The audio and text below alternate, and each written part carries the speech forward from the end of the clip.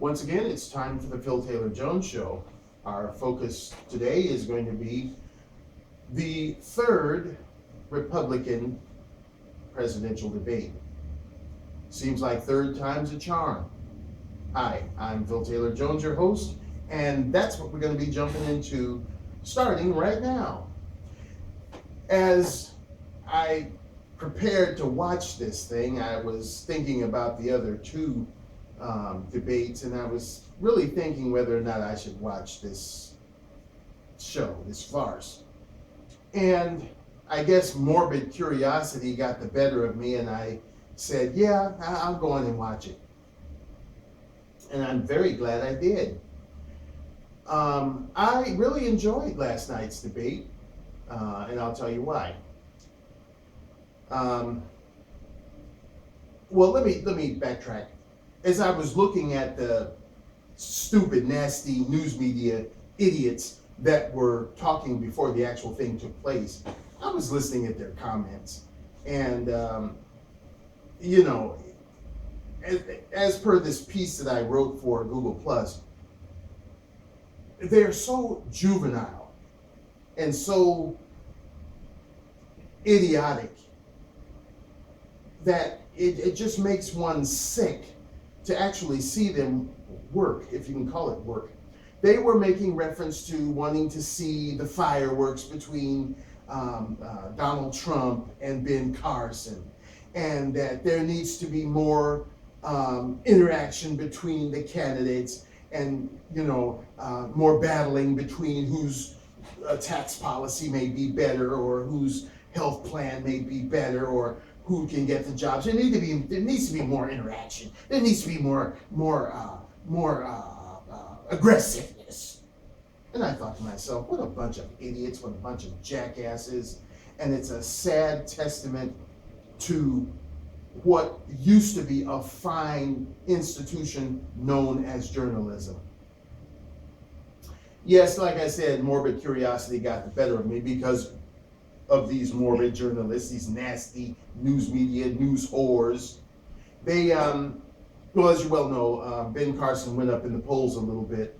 And now I haven't checked the polls this morning, I haven't heard anything, so I'm going off the cuff here and saying that I guess he's still the front runner and Trump is in the second position.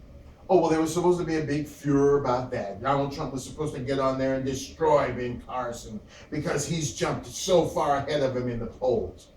I mean, come on, I think there's a 2-point difference between Carson and Trump. But these news whores, they perpetuate a lot of this garbage about people. Well, as far as Hillary Clinton, they don't perpetuate garbage about her because they're her allies, But, seemingly with the Republicans, or the Respublicans as I call them, everything they do is under such scrutiny. You can look at the difference between the questions that they may ask the Democrats and Hillary Clinton as opposed to the questioning of Trump or Carson or any of the Republicans. So, that notwithstanding, I went on to watch the debates. First, there were the four, I guess, lowest on the totem pole, and they had a pretty good little outing.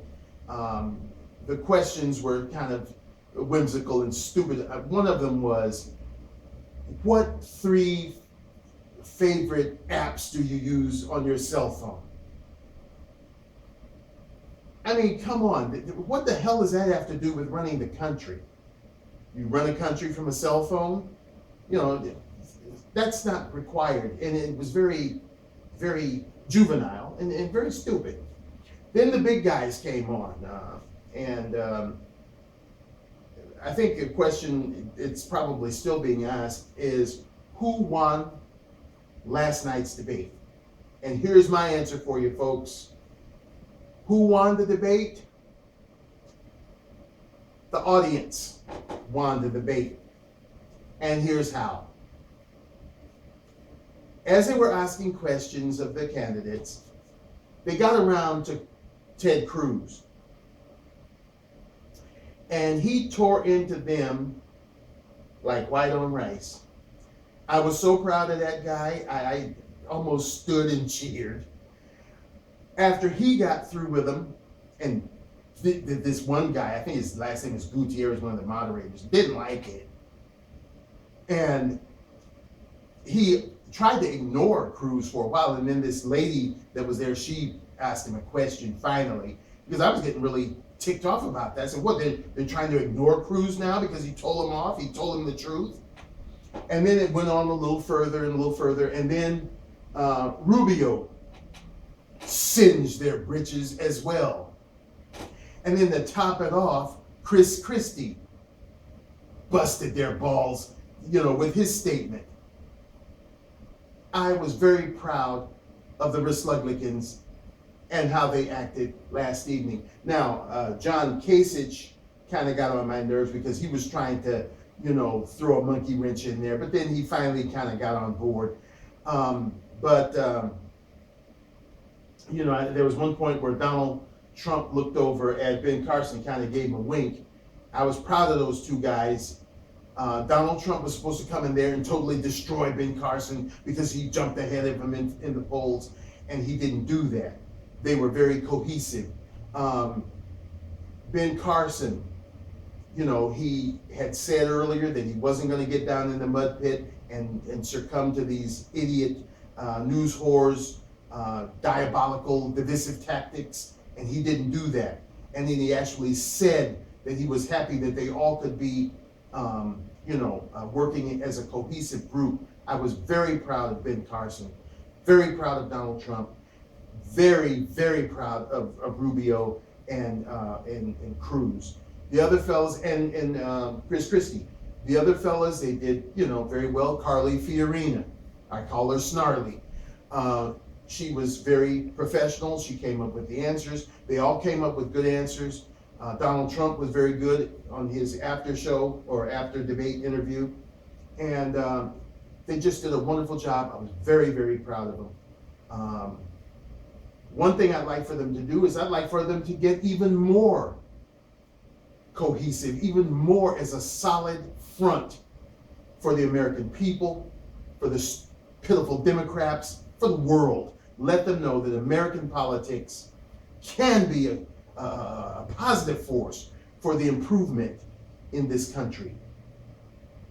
Good on you, folks. Keep up the good work.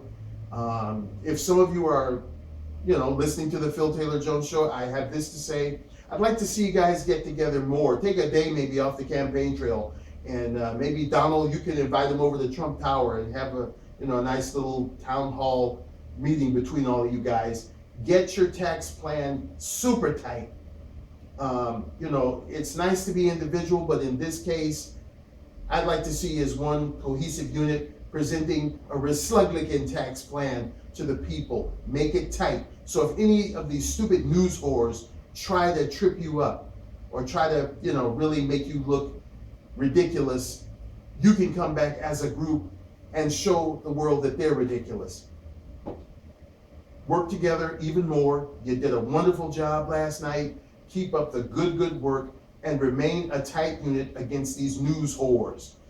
And as I alluded to earlier, I believe the audience was the big winner last night. Audience, American people showing that they're not going to sit there and allow these stupid news whores to be divisive to the candidates and take them away from the real purpose that they're up there for, and that's to face the issues, to tackle the issues, and then to subsequently, if one of them gets in office, obliterate the issues and make it right, make it strong, make it good for the American people. So American public, the audience, you guys were the big winners last night because you booed and you heckled those news whores on several occasions, and good on you, mates. Thank you for joining us for the Phil Taylor Jones Show. Let's keep up the fine fight. Let's keep delving even deeper to get all the information we can for our candidates so that when we do get a chance to step up to that ballot box, we make an informed decision. And let it be known before closing that we want to have identification be a requirement for any potential voter. It's a must. Identification. to actually prove who you are before you step in that box, so that we can get a real good candidate go in there and make it right for our country.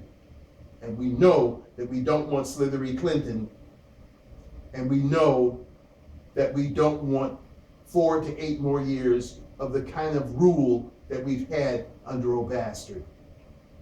Keep it strong, people. Stay safe and take care, and join us again for the Phil Taylor Jones Show. Bye-bye.